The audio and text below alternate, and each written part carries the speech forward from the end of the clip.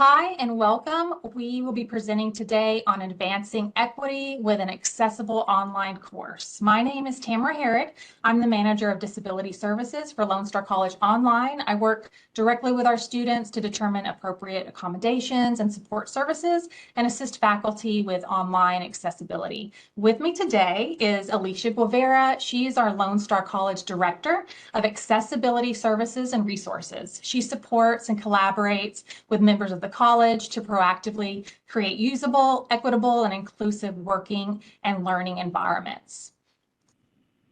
So let's get started. As for the agenda today, Alicia will begin by providing you with a detailed overview of universal design for learning and why it's important to implement in the online course environment. Then I'll introduce to you an accessibility tool that we use here at Lone Star College called Ally.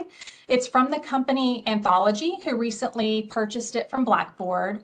I'll discuss how we use this tool and universal design to create accessibility, and I'll walk you through both how the student benefits from Ally as well as the instructor. So I'll go ahead and pass it over to Alicia. So we'll start off with talking about universal design for learning. And so the goal of universal design is that by making proactive design choices, the learning environment will meet all the learners' needs. So this means that you as the faculty member or designer of the course won't have to work as much on the back end to provide those accommodation pieces. They'll already be set up and in place. And so there's much less, say panic or anxiety if you get a last minute request for an accommodation because you know you've already built everything into your course as much as you can. Now, there will always be surprises now and then, but the more we can work to design a course well and build all that accessibility in, the less we have to do on the back end. And universal design is not just about disability access. It's about access for all different types of learners. If you have different learning styles or maybe people who have different backgrounds, different cultures, just lots of different aspects of diversity can be thought about in that universal design aspect. So it's not just about disability, even though that is where I kind of spend most of my time. First, we'll talk about kind of the three parts of universal design and kind of how to apply each of those. So by selecting course design options that allow for multiple means of representation, action and expression, and engagement, that's how you create a universally designed course. And we'll go into each of those in a little more depth. Now, I will say I'm not, an academic expert on universal design in those three areas. So if I put something in one area and you think it goes somewhere else, that's totally fine. I will trust your judgment probably before my own. But this is more about how to apply the idea of universal design, less about did I get it in the right group or the right area within the universal design structure. So let's focus more on the application pieces. Okay, next slide. Okay, so we'll start off with representation, and kind of the goal for the representation piece of UDL is to present the information in a variety of ways to support various ways of accessing and learning the information. I feel like this is often kind of the heavy hitter for the accessibility piece. This is where you can do a lot of work to create proactive accessibility in a course. So there's a variety of examples, and I feel like this is probably my text heaviest slide because it is such an important piece. And these are just a variety of examples. This is not a thorough list or a completely comprehensive list. So the first example is to support video lectures with things like PowerPoints or guided notes. So you have the visual piece and then the written piece that goes along with that visual piece. And then supporting text readings, like textbook readings with things like podcasts or videos. So you have the visual piece supported with an audio or video feedback piece. Provide or reiterate background or supporting information when introducing new concepts. So you're, providing that support structure of that background information as building blocks to whatever that new concept or new information is going to be. And it helps learners have those building blocks for that new information so they can piece it all together and see how everything goes with the other pieces. Making sure that all your videos have accurate captioning. So this is, of course, really important with students who are deaf or hard of hearing, but it does benefit lots of different types of learners, our ESOL students, or you know, even somebody who maybe is needing to study while they're not in an environment where they can just have their audio playing out at them. Maybe I'm in the library and I don't have my earbuds with me today, or, you know, things like that. So captioning can be really important for, you know, really any student in the class based on their situation.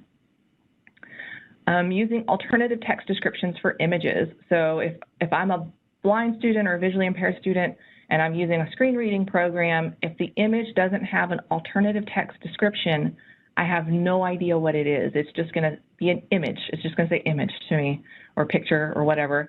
And so I'm not getting that content.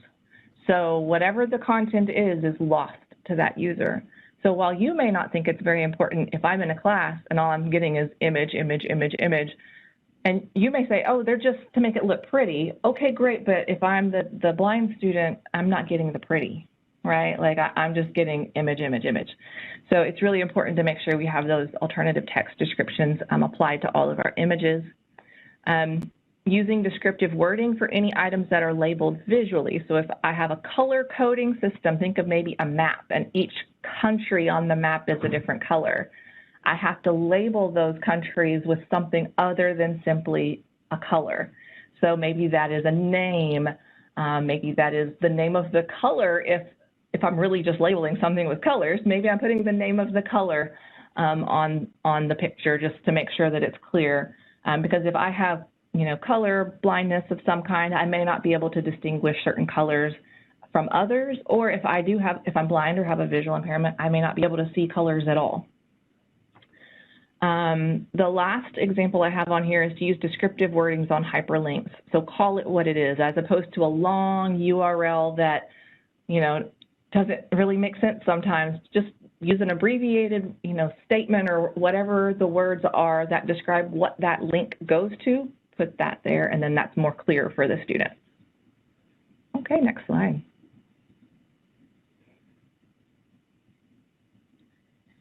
So next is action and expression. So the goal for action and expression is to provide options that allow all the students to learn, demonstrate that learning, and then share what they know.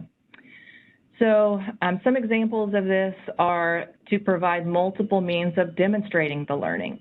So maybe that's papers, tests, presentations, projects, discussions. You know, depending on your class, there may be a variety of options for what that looks like.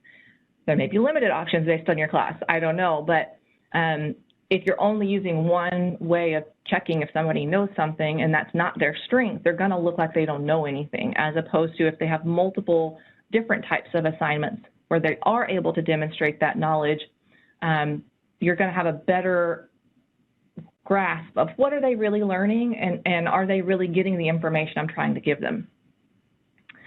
And the second one is one that a lot of people are like, I don't really know how to do that. So allowing students to choose which method they will use to demonstrate knowledge when possible. So this can be hard for some classes just based on the class content.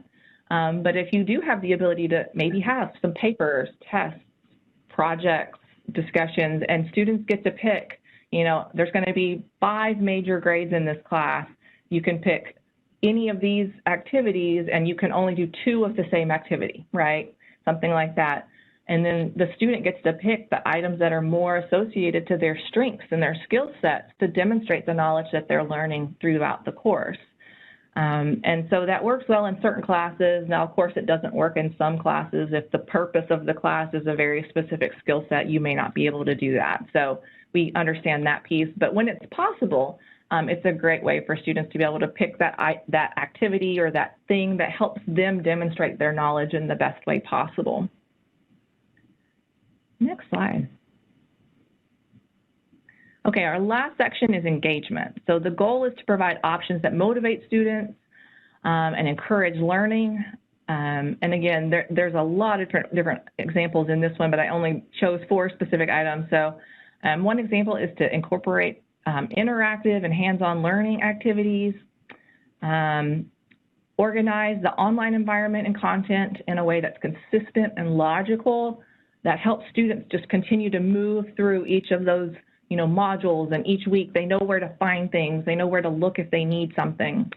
Then being able to provide regular feedback and communication to students. So feeling that the professor is engaged in the class helps them feel more engaged in the class. If the professor seems hands-off, not engaged, they may not have the motivation to continue. Or if they're not getting good feedback on their work, they may be like, I don't know if I'm doing good or not. Like, I'm just going to check out of this class and just do the minimum just to get by. But if they're getting that regular feedback and that regular interaction, often that'll help students feel more, motivated to stay engaged in the class. Then the last one is to create platforms where students feel excited to share what they know and have learned. And that can be done in different ways. But it comes back to letting students kind of have the opportunity to display those strengths that they have, and not feeling like there's only one option and one way to do something. And I'll let Tamara take over now. Accessibility in the online environment is more than a legal requirement. It's a best practice, as Alicia described, because if you can't reach them, you can't teach them. And we all know that one size just doesn't fit all when it comes to learning. Alicia mentioned every student has a unique combination of learning styles, abilities, needs. Often our students are also using different devices and need to be able to access that course content on a mobile device or different things. So there must be flexibility built into the course to give all students an equal opportunity to learn in ways that play to their own strengths, right? So improving accessibility doesn't just help those students with disabilities, it really helps all students. So if course content is not accessible, we really want to have a plan to work towards remediating that. And Ally is an accessibility tool that we use at Lone Star College that does just that. So Ally performs 3 main functions. Ally helps to improve the accessibility of your course material right out of the box by automatically providing alternative formats of your course content. So that's that representation that Alicia described in Universal Design for Learning. So automatically our courses have that piece of Universal Design for Learning built in whenever we use Ally, which is awesome. This allows students to access the information in the course in a way that they need it at that time, how they want it, how they best retain it. It really helps to improve the student experience. Second, it automatically runs course material through an accessibility checklist that checks for common accessibility issues, and then it assigns an accessibility score, which I'll talk more about here in just a little bit. Then Ally provides easy to use guidance for improving the accessibility of your course content. Our professors have really jumped into this and have been using it and improving that course content, and they really, really love it. Some of those improvements can be made right there in your course. Some other changes need to be made to the original document. So our instructors will make those changes and re-upload their document to their course. So it kind of acts like your own personal instructional designer for accessibility in a way, which is pretty cool, I think.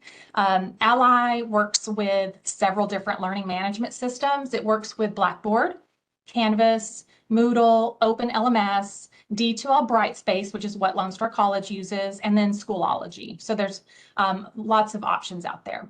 So let's look at how the student benefits by using Ally. So currently, Ally is able to read and evaluate certain types of files when you upload them, including PDFs, Microsoft Office documents like Word and PowerPoint, images, OpenOffice, LibreOffice documents, also any uploaded HTML files, and any content that you create within the course editor itself. So when you upload these files, Ally makes an additional menu item available to our students. So you can see here in this image, the A with a drop-down arrow, that's Ally embedded into the course. All the student has to do is select that icon, and then a screen pops up, this one here to my right, so that they can choose the best format that suits their need. So some options are tagged PDFs, which are needed for our students using assistive technology like screen readers or text-to-speech software. They can download an HTML file, which is good for mobile devices, EPUB documents. Students can download electronic Braille, which can be a game changer for some of our students using Braille displays. You can download the audio version in an MP3 file. Beeline Reader is a really cool option that I talk to students about all the time. Microsoft's Immersive Reader is an option, and then a translated version.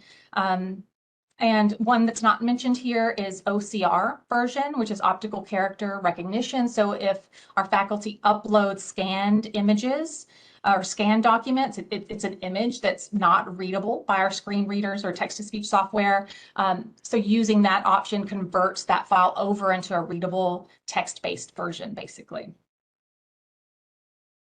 So here's a short 2-minute video explaining the student side. And this is also a video that I have. I encourage our faculty to show to students to introduce them to that tool embedded in their course. Are you looking for course content that fits your learning needs, your busy schedule, and your multiple devices? Alternative formats transform your course files into different formats to help you learn better. Next to your course files, find the Ally Alternative Formats icon. It is an A with a downward arrow, and select. This will open a window of different types of files that you can download and use. Review your options and choose your preferred format. So what are your options? If the original file is a scanned PDF, you won't be able to highlight, copy and paste, or search for keywords, and the pages may be difficult to read. Try downloading the OCR PDF for a more readable, searchable document. If the original file is a Word or PowerPoint file and you need access to a PDF version or a smaller file size, try the tagged PDF. Are you trying to access a PDF of your course materials on your mobile device? Don't get distracted and slow down by pinching and zooming the PDF. Download the mobile-friendly HTML format for a simpler, more responsive format that works great with your mobile device.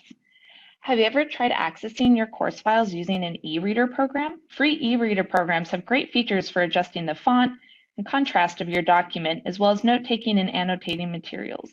Download the EPUB alternative format to open the file in your preferred e-reader program. If you're a student who uses a refreshable Braille display, try downloading the electronic Braille format. It's a BRF file, so you can take a break from your screen reader for a more tactile experience. You can even listen to your course files by downloading the audio MP3 format. So if you're on the go, or you just want to review your materials in a different way, try the audio MP3 file. If you're having trouble understanding your materials, you might try reading and listening at the same time to improve your comprehension. Having trouble focusing on your text or just wanting to be able to read faster? Download the Beeline Reader format to apply color gradients to your text to guide your eyes as you're reading. And lastly, the language translation format allows you to choose from among 50 different languages to translate your content into your preferred language. Don't limit yourself to just one format. Use multiple formats as part of your study practices and discover what kinds of formats work best for you.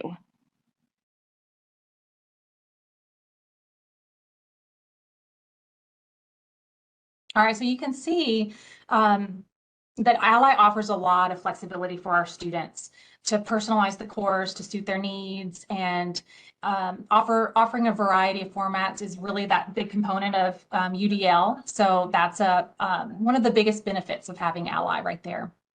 So let's take a look at what instructors see on their side and how Ally benefits them. So remember that I mentioned earlier, Ally automatically scans uploaded files through an accessibility checklist, checking for those common accessibility issues. It then assigns an accessibility score or an indicator, which looks like this green icon here, which is displayed next to any supported files that Ally is able to read. And the goal, which I tell all of our instructors, is to get in the green.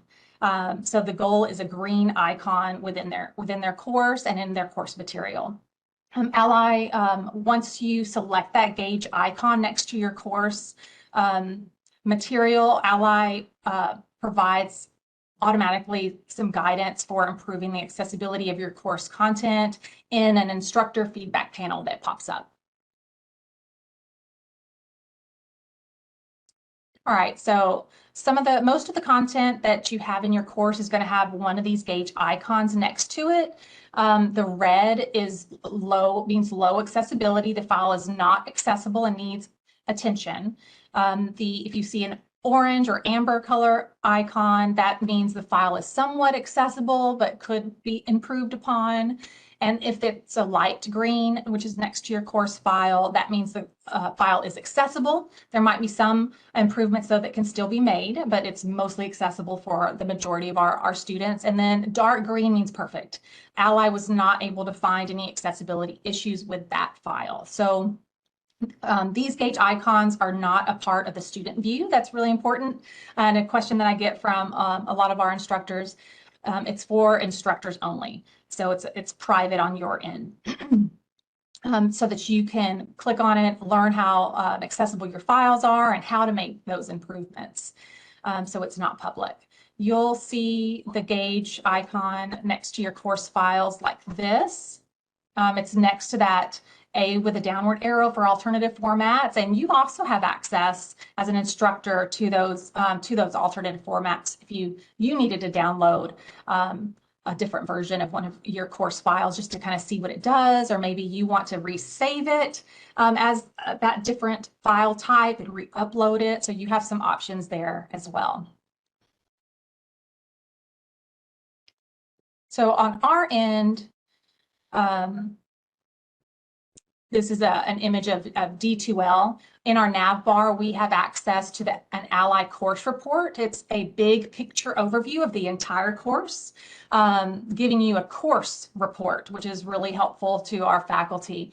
It gives an overall course accessibility score and specific details about your content. And within that report, you can see a link to easy to fix course content items, or you could see which of your course contents have the most severe accessibility issues going on. So you could kind of use this report to decide what content to fix first, and kind of to be able to plan and schedule how you're going to work on increasing the accessibility of your course. And again, this is also not an option visible on the student side. So here's a brief video. Oh, this is what the course report actually looks like. So you can see it breaks down all your course content, so you know how many Word documents you have uploaded as opposed to PDFs and HTML files.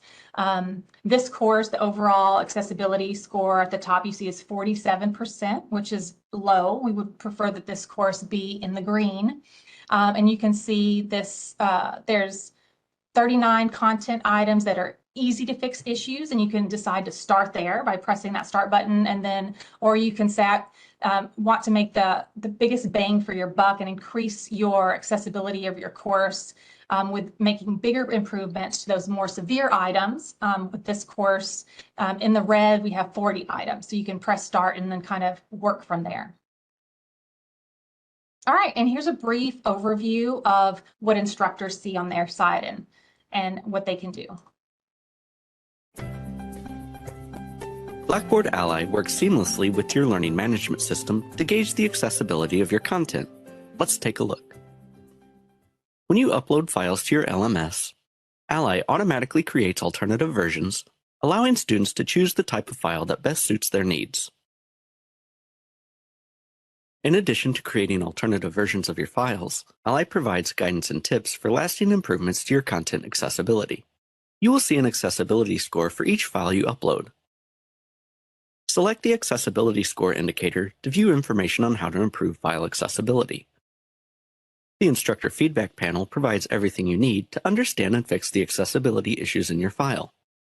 You can view the overall score for the file, see a list of all issues, follow step-by-step instructions on how to fix the issue, and upload an updated file to replace the existing one. And finally, if allowed by your system administrator, You can access your course accessibility report so you can get the big picture, as well as specific details about the accessibility of your digital course content. The Overview tab shows the accessibility score for the course content grouped by content type, and a list of all the issues identified in the course. The Content tab shows you content with accessibility issues. All right, so with that, we encourage our instructors to add Ally to their routine, to allow Ally to guide their learning about the accessibility of their course. You know, knowledge is big. If you don't know the accessibility of your course, or you don't know how to, if you don't have something like Ally, it's hard to kind of gauge where your course is and where your documents are all on your own. So we've really enjoyed Ally here at Lone Star College for that very reason, just to gain that knowledge of the accessibility of our course. We ask that professors target one type of improvement at a time, not to do it all at once, make a plan, set a goal, or create a timeline. And to just do their best to make sure all new content added is created and uploaded that it is accessible, and to improve older content kind of in their free time.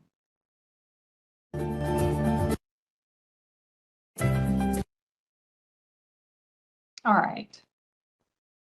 So there's also an administrative side to Ally called the institutional report. This report shows us how accessible our institutional content is as a whole.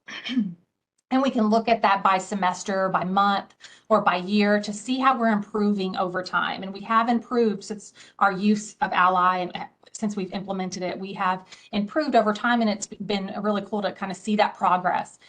We can also see what our most severe accessibility issues are so that we can create and target needed training for those very issues that our professors are potentially struggling with, and to create resources to kind of improve instructional support on our end. So as you can see here, our overall accessibility score for this semester, spring of 2024, is 76.5%, which is in the green. And we were told that the majority of institutions are around 40 to 60%. So this accessibility percentage is pretty good, something that we're proud of. There's more to the report than is shown here, though. For example, you can determine which courses are being improved upon, in which areas, which professors are doing the work, and what issues they're resolving. You can also see how often students are selecting that alternative format option within their course, and which files they're downloading more frequently, which is good to know. All right, so I added 2 resources here. One is a link that takes you to the Ally homepage, so you can review it further if you like. And the other link is for Universal Design for Learning, if you want to learn more about that. So thank you for joining us today. We hope that you gained a little more knowledge about online accessibility, and thank you for joining us.